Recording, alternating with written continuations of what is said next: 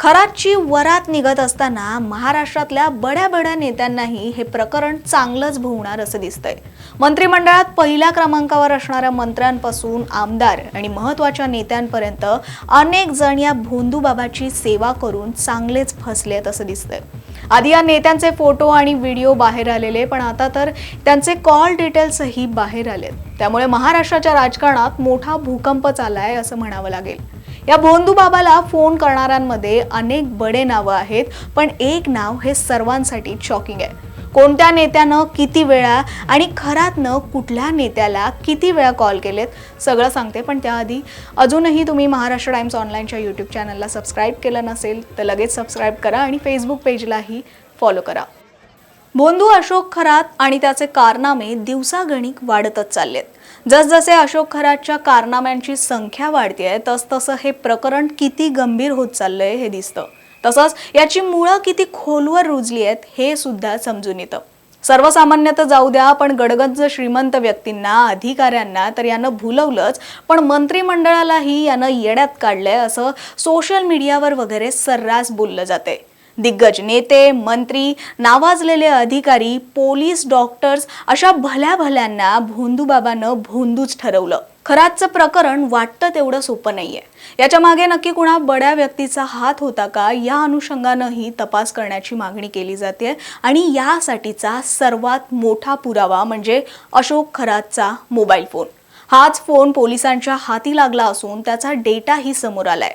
Ashok खरातच्या call डिटेल्समधून मोठी आणि खळबळ उडवून देणारी माहिती समोर आली आहे। अशोक खरात कसा श्रीमंतांना गंडा घालायचा, त्यासाठी कोणती पद्धत वापरायचा किंवा त्यांना कसं ब्लॅकमेलिंग करायचा, या सगळ्याचे पुरावे त्याच्या फोनमध्ये आहेत। कुठल्या वेळी तो कुणाला फोन करायचा, काय बोलायचा, हे सगळं या फोनमध्ये आहेच। पण महत्त्वाची गोष्ट म्हणजे समोरची व्यक्ती कोण आहे त्यावरून तो ठरवायचा की कुठल्या फोनवरून त्या व्यक्तीला फोन करायचा। मग ते आर्थिक व्यवहारांसाठी असतील, पूजापाठ करायचं सांगून गंडवण्यासाठी असतील की मग महिलांसाठी असतील, खरातचं सगळंच बरोबर ठरलेलं होतं। त्यासाठी त्याची नावंही वेगळ्या नावानं म्हणजेच कोडवर्डमध्ये सेव्ह केलेली असायची। खरातचा CDR बाहेर आलाय, ज्यातून धक्कादायक माहिती बाहेर आली आहे। आणि याची माहिती ही सामाजिक कार्यकर्त्या अंजली दमानिया यांनीच स्पष्ट केली आहे। अंजली दमानिया यांच्या म्हणण्यानुसार या कॉल डिटेल रेकॉर्डच्या रिपोर्टमध्ये सुद्धा रुपाली चाकणकर यांचं नाव अग्रस्थानी आहे। महिला आयोगाच्या माजी अध्यक्षा रुपाली चाकणकर यांचे अशोक खरात सोबत तब्बल 177 कॉल्स झालेत। तर राज्याचे उपमुख्यमंत्री एकनाथ शिंदे यांचेही 17 कॉल्स, ज्यात 10 इनकमिंग आणि 7 आउटगोईंग कॉल्स होते असं दमानिया यांनी म्हटलंय। तर सगळ्यात जास्त कॉल कुणाचे होते याविषयी दमानिया काय म्हणालेत एकदा पहाच। कुठलाही विषय लढायला लागल्यावर बरीचशी माहिती माझ्यापर्यंत येते, तसाच काहीसा प्रकार आता झालाय। अशोक खरातांचं जे प्रकरण महाराष्ट्रात चालू आहे त्याची बरीचशी माहिती माझ्यापर्यंत येते आणि ती मी माध्यमांकडे देतेय। पण काही कारणामुळे मी चंदीगड येथे आली एका लग्नाला आणि रविवारपर्यंत परत येणार नव्हते, म्हणून मला वाटलं की मी ही माहिती लोकांपर्यंत पोहोचवावी। यात मला एक CDRची कॉपी आली, ती व्हॉट्सॲपवर माझ्याकडे ज्यांनी पाठवली त्यांना मी ओळखत नाही। आणि आत्ताच्या घटकेला माझ्याकडे जेव्हा ती माहिती आली तेव्हा तात्काळ मी ती DG महाराष्ट्र, मुख्यमंत्र्यांना दिली आणि SITच्या तेजस्वी सातपुते यांच्याकडे परवाच पाठवली। काल दिवसभरात ही माहिती जी होती ती मी थोडीशी संकलित केली आणि आत्ताच्या घटकेला माझ्याकडे जी धक्कादायक माहिती आहे ती अशी आहे की रुपाली चाकणकर म्हणायच्या की माझे गुरु आहेत अशोक खरात आणि खरातांबद्दल मला बाकी काहीच विशेष माहित नाही, आमचे फक्त कौटुंबिक संबंध होते वगैरे वगैरे। तर आत्ताच्या घटकेला ही जी माहिती येते ती अतिशय शॉकिंग आहे। रुपाली चाकणकर यांचे एकूण 177 कॉल्स हे अशोक खरातांना झालेत। एवढंच नाही तर त्यांची बहीण प्रतिभा चाकणकर, 2 दिवस झाले आपण त्यांच्याबद्दलही बरंचसं ऐकतोय, त्यांचे 236 कॉल्स हे अशोक खरातांना झाले। पण आता मी जे नाव घेणार आहे त्यांचे नुसतेच आपण फोटो बघितले होते आणि व्हिडिओज बघितले होते, पण आत्ताचे महाराष्ट्राचे उपमुख्यमंत्री एकनाथ शिंदे यांचे तब्बल 17 कॉल्स हे अशोक खरातांना नॉर्मल सेलफोनवरनं झाले होते. आता व्हॉट्सअप किती झाले आणि इतर किती झाले मला माहित नाही, पण 17 कॉलपैकी 10 इनकमिंग आणि 7 आउटगोईंग कॉल्स होते, ज्याच्यात सगळ्यात जास्त वेळ हे 21 मिनिटं यांच्यात संभाषण झालं. आता ही सगळी माहिती मी ऍज अ रिस्पॉन्सिबल सिटीझन आधी यंत्रणांना दिली आणि मला असं वाटलं की कसं असतं, SIT अहवाल हे सगळे नेहमीच काढले जातात, पण खरी माहिती जनतेपुढे येत नाही, म्हणून जनतेच्या दरबारात ही मी माहिती ठेवण्यासाठी मी ठेवते.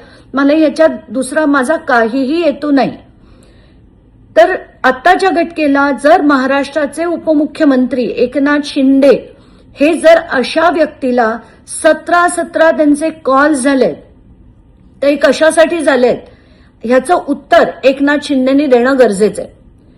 चंद्रकांत पाटील जे भाजपचे पूर्व मंत्री होते त्यांचे 8 कॉल्स आहेत, सुनील तटकरे यांचे 8 कॉल्स आहेत आणि आशिष शेलार यांचा देखील 1 कॉल आहे.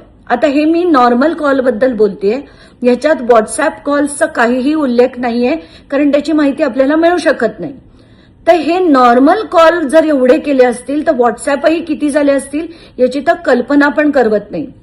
मग मी काय केलं की याच्यात सगळ्यात जास्त वेळ कोण बोललं, आता ते जे CDR आलं त्याच्यात अमुक अमुक मॅपिंग असते, समरी असते, मॅक्सिमम ड्युरेशन म्हणजे सगळ्यात जास्त वेळ कोण बोललं याची देखील माहिती असते. तर आत्ताच्या घटकेला पहिलं नाव आहे तृप्ती खरातांचं, जे आपण समजू शकतो की बाबा कुटुंबातल्या लोकांशी जास्त बोलणं होत असेल. दुसऱ्या नंबरवर रुपाली चाकणकर आहेत, दुसऱ्या नंबरवर, आणि 33,727 सेकंड या रुपाली चाकणकर खरातांशी बोलले होत्या. तर मला तेच वाटतंय की आत्ताच्या घटकेला यांना अटक होऊन यांची पूर्ण चौकशी, पहिलं तर यांच्यावर FIR झाला पाहिजे, यांना अटक झाली पाहिजे आणि यांच्यावर चौकशीनंतर कारवाई झाली पाहिजे. कारण इतका वेळ कोणी कुठल्याही गुरुशी कधीही बोलत नाही. 177 कॉल आणि 33,727 सेकंड जर ही व्यक्ती बोलत असेल तर ती काय बोलत होती याची चौकशी डेफिनेटली झाली पाहिजे. तिसरं नाव आहे दीपक लोंढे यांचं. दीपक लोंढे कोण आहेत? दीपक केसरकरांच्या अतिशय जवळचे व्यक्ती. यांचे 189 कॉल्स झालेले होते खरातांना, ते सुद्धा तब्बल 30,579 सेकंड. आता ही सगळी जी शॉकिंग माहिती मिळाली आहे, आता ह्याच्यात आणि असं देखील कळलंय की आपल्या देशातल्या सगळ्याच राज्यांमधनं त्यांना कॉल्स यायचे, पण काही देशांची जी नावं आली आहेत ती देखील मला अतिशय शॉकिंग वाटतायत.